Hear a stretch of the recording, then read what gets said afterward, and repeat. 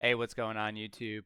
Gospel Gambit, aka Kevin, back with my round 3 and round 4 match reviews for you guys from the Delray Beach Open.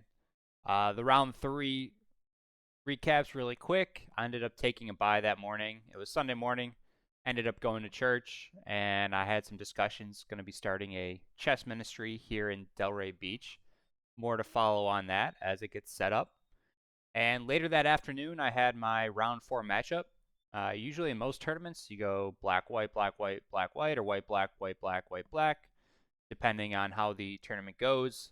But by taking the bye, I wasn't 100% sure what color I would be heading into round 4 playing. And it was kind of just a coin flip. When the time I got there, I found out I was playing the black side of the pieces. It's pretty busy in Delray Beach on a Sunday afternoon, especially when it's nice out. So I ended up uh, having to park pretty far away and having to walk to the chess center that we were playing at, and ended up starting about 10 minutes down on my own clock there after a nice 10-minute walk to get to the facility. But I ended up sitting down next to a younger player, a Scholastic player. He's 1360 in rating range, and we'll dive right into the game. Like I've said in the previous videos, I had done some heavy study on my black side, really shoring up some of my weaknesses. Carl Khan I've been studying for a while now. Obviously, that's our response against 1e4. But against 1d4, I was a little bit all over the place and didn't have a solid foundation. I was playing d4, d5, going into some Queen's Gambit or semi-Slav type openings, but it was kind of just off the cuff. Like I said, the week and a half leading up to this tournament, I really buckled down. Ended up purchasing the course on the Slav Defense over from the guys at Chess Goals, and they make a lot of their courses aimed at amateur players, and I found it super helpful. I'm maybe 60% of the way through the course. I've been focusing on what the main openings we see from white, and I'm slowly going into some of the more offbeat openings at my rating range. Certain openings, such as the Catalan and others, get seen at a lot higher level of play, whereas over the board at my level of play, I rarely see that, and online, I almost never see the Catalan. So I felt really booked up when it came to the black side of the pieces this tournament. And so when my opponent played d4, d5, c4, I was happy to go into a line that I knew pretty well. Again, it helped that even though I was about 10 minutes late, that knowing the line allowed me to play fairly quickly and allowed to get some of that time back as my opponent sat and thought. So, and most of their Slav course, they do recommend the triangle setup if it's applicable. And they go for the aggressive, taking the pawn on c4 and really trying to hold on to that pawn. You're not always going to be able to, but usually we either try to give the pawn back on our own terms as black, or we really try to make white fight for that pawn and give us some concessions on the board as itself. If white doesn't end up getting the pawn back, then a huge plan of ours is to use these 4 pawns and try to storm these pawns down the board. And as you'll see later on, that kind of plays into some of my middle game plan and definitely my end game strategy.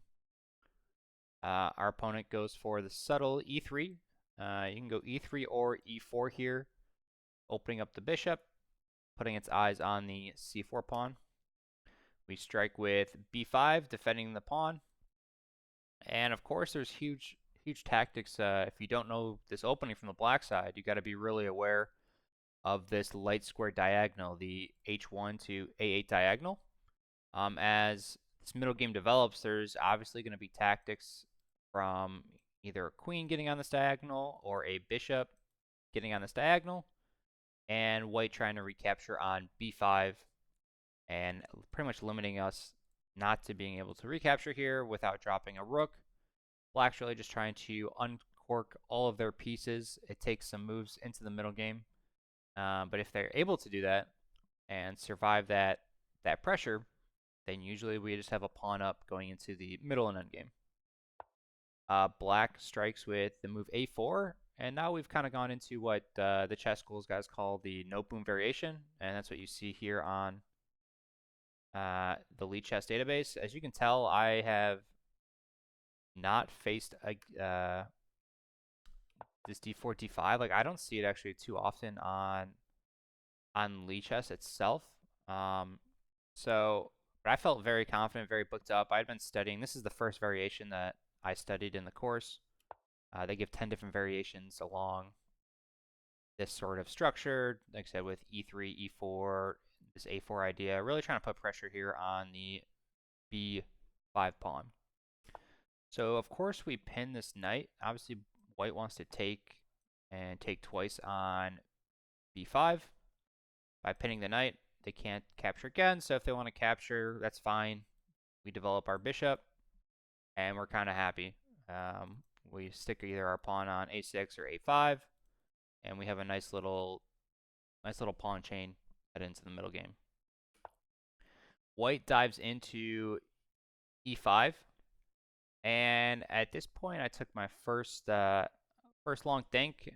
I was kind of used to either bishop to d2 or takes and some other lines. I did end up playing the right move, knight to f6. We just continue our development. White's not threatening to capture on this pawn, as we do have a defender. And this variation, though, I did remember as after knight f6, if we trade here, and let's say white takes, I had been taught this variation of the early queen to f3. And the whole idea of not only this move, but this bishop move here on b4 as well, that it allows us to play, obviously we can't play bishop to b7 here, as it drops the bishop. Our rook looks like it's cornered, but we have this awesome move, queen to d5. And offering white a queen trade, if they end up taking the queen trade, all of a sudden we have a ton of pressure here on c3. If queens are off the board, we're just up a pawn, and we're going to have a 3-pawn majority against a single pawn here on the queen side. And we're going to be in a super healthy spot. And in the rest of that variation, usually white just brings their king over, we castle, and we're feeling good. Like, this is the end of the variation line that the chess schools guys give from this opening. We're putting a lot of pressure here on winning a pawn. And if not, we are going to be winning the bishop pair. Probably bringing our bishop out, our knight. We can trade off or bring it all the way over to f6. Again, we just have a super comfortable game. We slide our rooks over here, and we're just pushing our pawns to the promised land. That is not how the game went, though. So that's kind of what I was prepared for.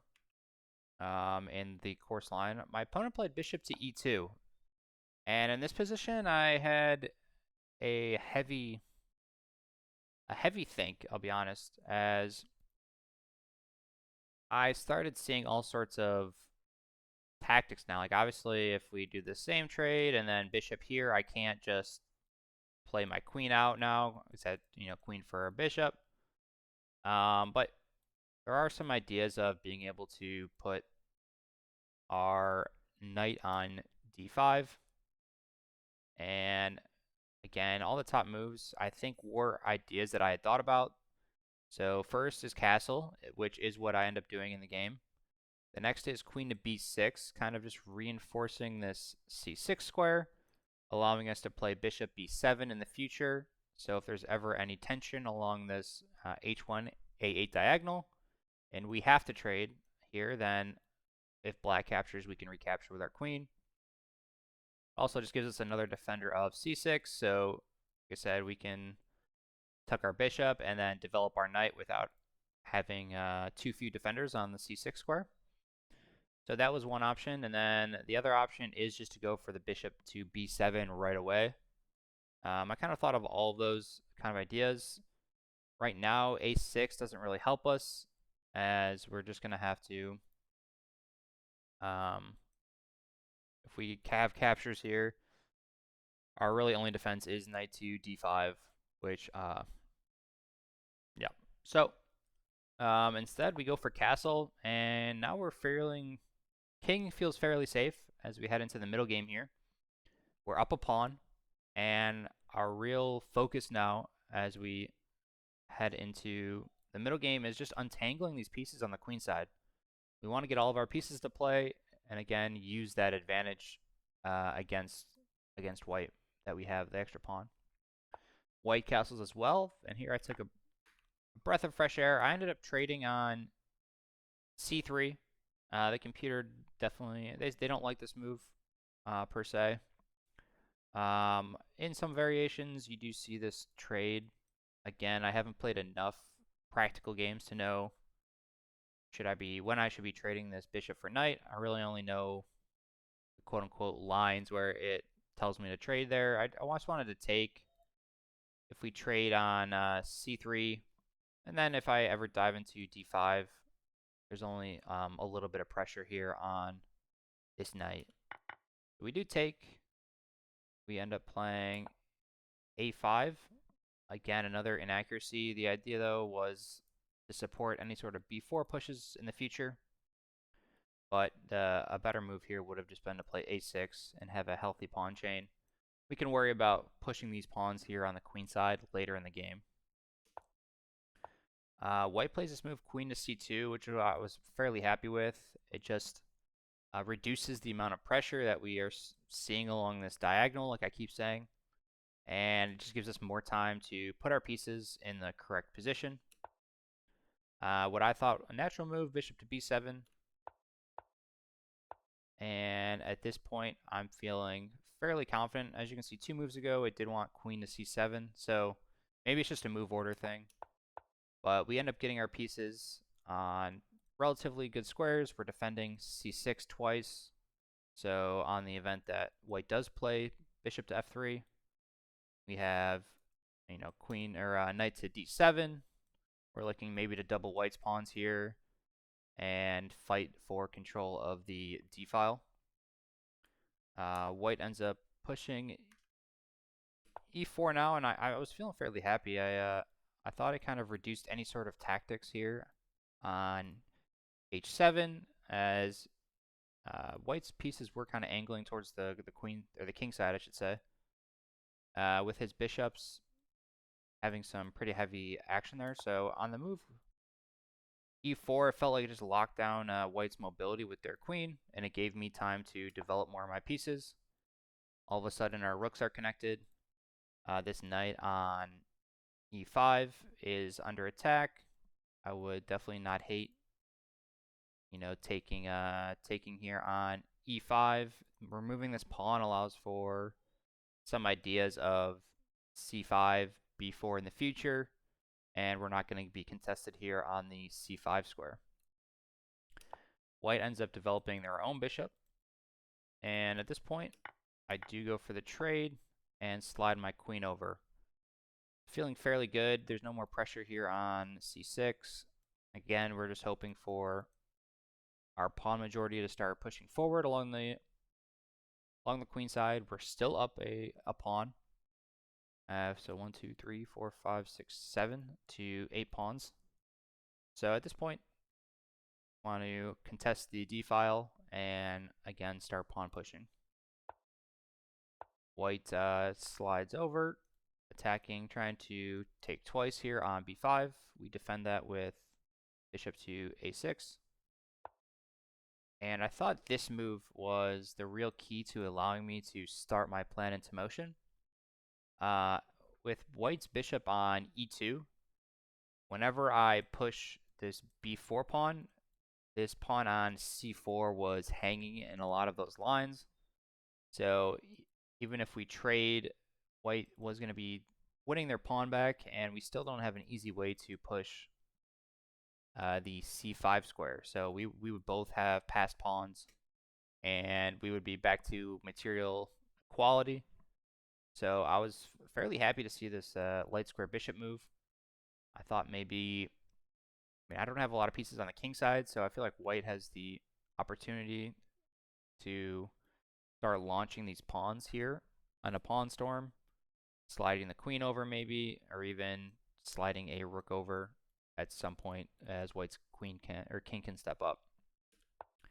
So on bishop to f3, we immediately strike with the top engine move, b4, putting pressure on white's position here.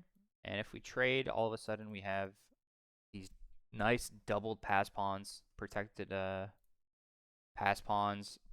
We're sliding our rooks over to c and b8. Obviously, once we deal with this dark square bishop. But even if we put rooks behind like that, maybe we try to push c5 to give another piece into the mix. So I felt like this was a super strong move, and it really started ticking the wheels in the right direction as our game plan is finally in motion.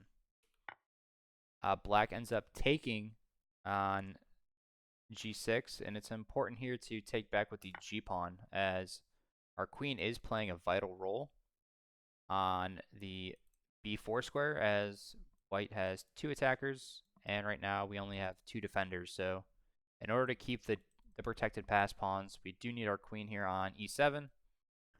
And that was part of the reason why I didn't mind this trade early on the e5 square, as I thought my queen was a lot better situated on the e7 square. Now this may look scary in front of our king. Obviously we have the half-open g-file now. But when we're really looking at things, white's pieces cannot get over quick enough to the king side to really take advantage of this. And we are able to defend in time, as you're going to see here in the middle game. White's rooks are fairly far away from getting into the mix. This light squared bishop is awkwardly placed. I mean, it probably would want to sit on h5 at this point, or it really wants to be on this h7 to b2 or b1 diagonal. White's queen is blocked by this pawn as well. And at this point, white plays the move e5. And now we secure our pass pawn. This was part of my idea as well, as white, they just kind of missed it, unfortunately, on their end. All of a sudden, we have this monster b3 pawn that's 2 squares away from queening, and it locks down one of white's rooks for the entire rest of the game. It is eventually the piece that ends up winning the game for me, as we're able to create 2 pass pawns and queen one of them. But the whole idea that one of white's rooks has to babysit this b3/b1 square the entire rest of the game is a huge advantage for the black side of the pieces. White has to get out of the attack, and we take. And here I thought white had to take back on e5 to kind of clamp down a little bit. I mean, we're still going to have to play probably f6 or f5 at some point in the game. But I thought this gave him just the best chances of really having some extra pressure here on my king side. What he told me later on after the game finished, we were the last game of that night to finish. It ended up taking 4.5 hours for this game. Was he wasn't sure if he could en passant later on in the game if I played f5. So that kind of played a little bit into his decision making from his side of things. And obviously I told him later on that that is a legal move.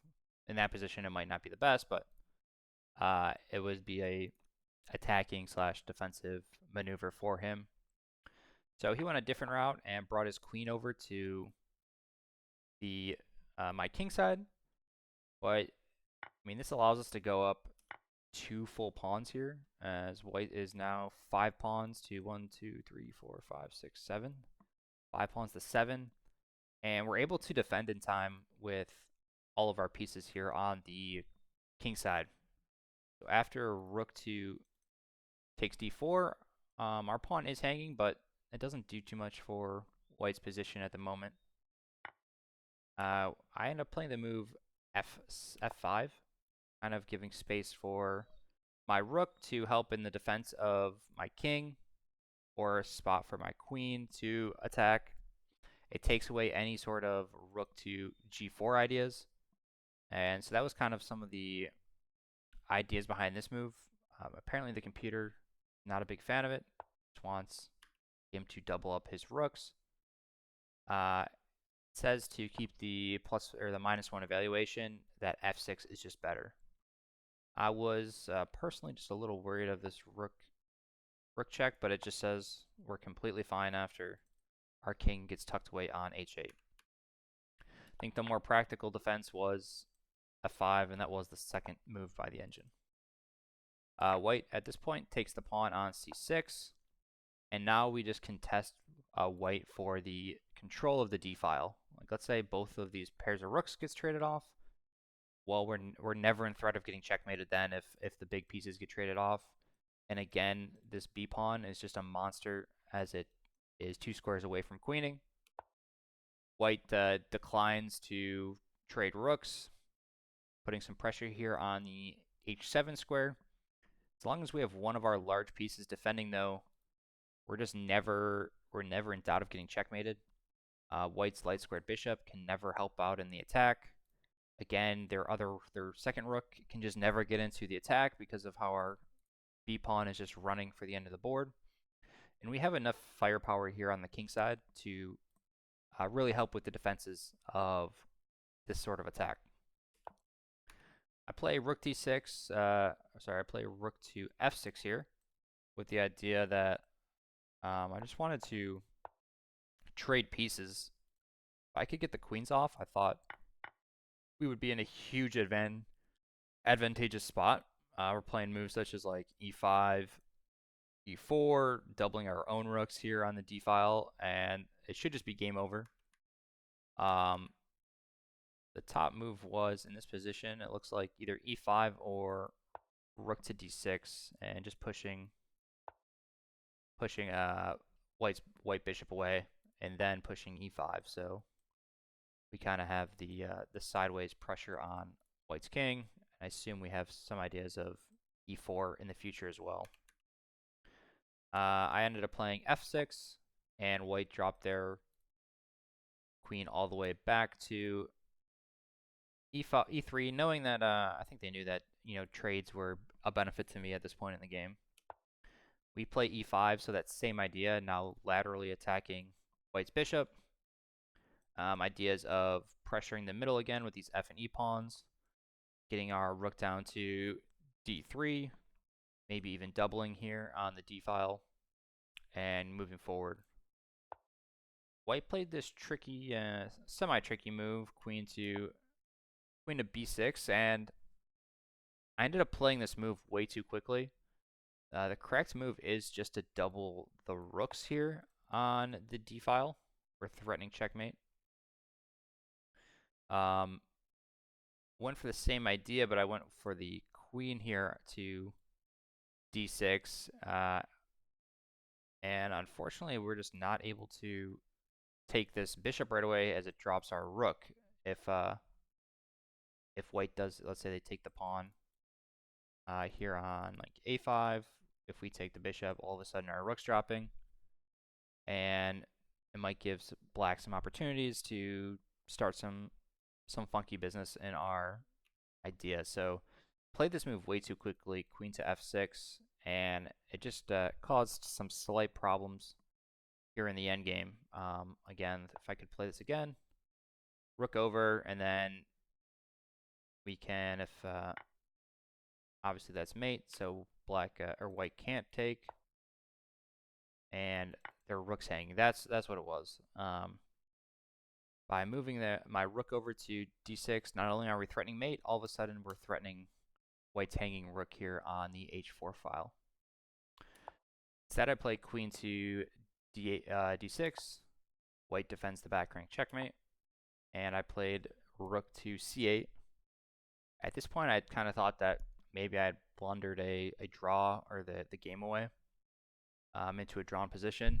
I had used a lot of time. There's a lot of different tactics here that if you're not aware of how certain captures can go, it can get ugly quite quick. I think I ended up dropping to maybe 12 minutes left on my clock at this point.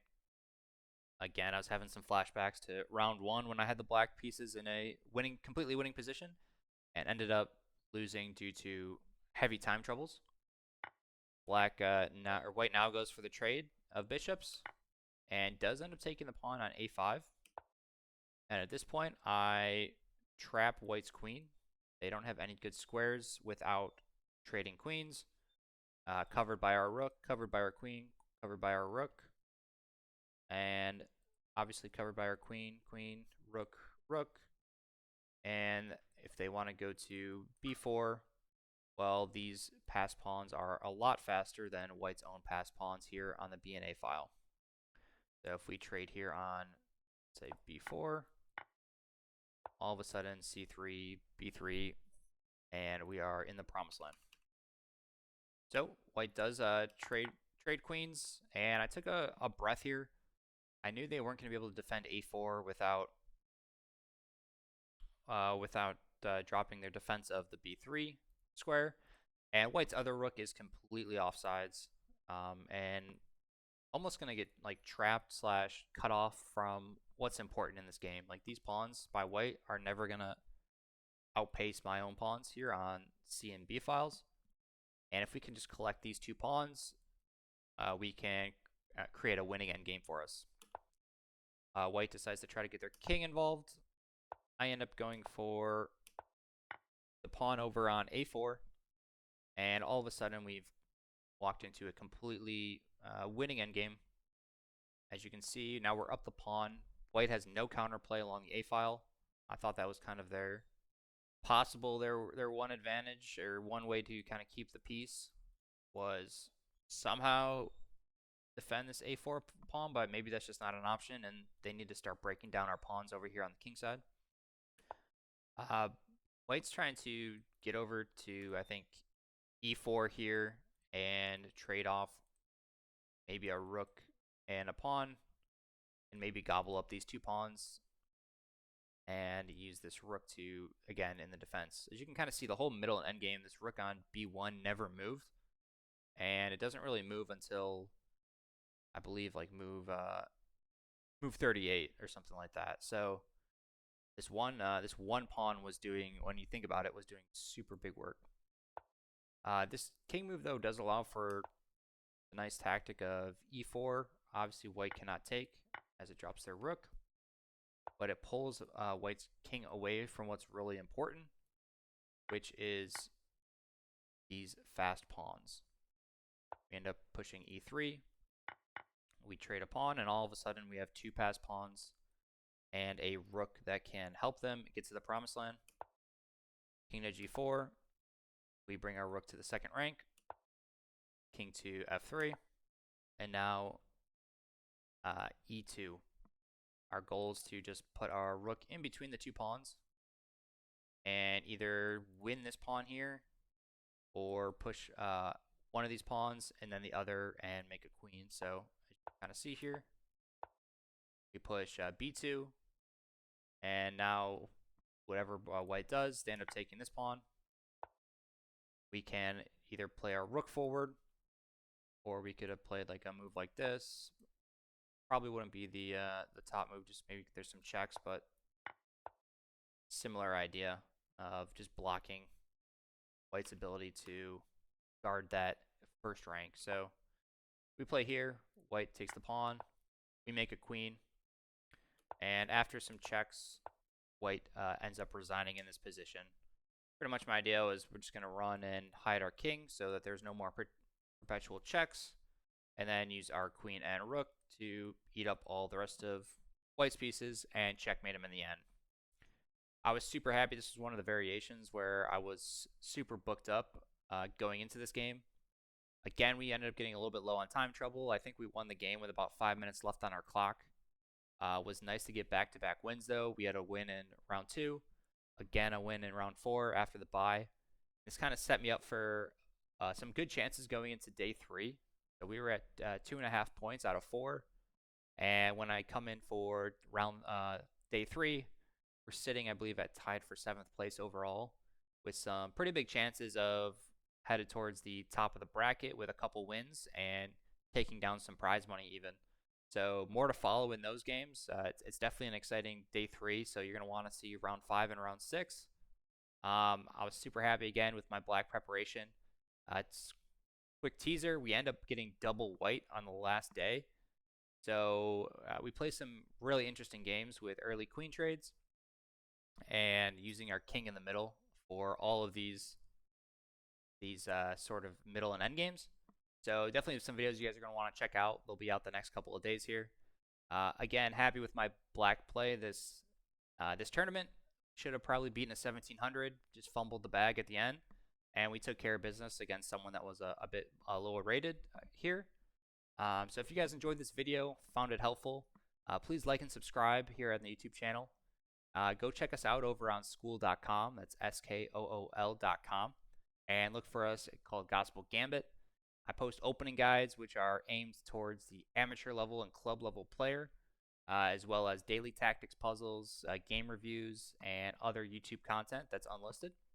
So go check us out there. If you have any questions, message me here on YouTube or on Instagram, and have a wonderful day, guys.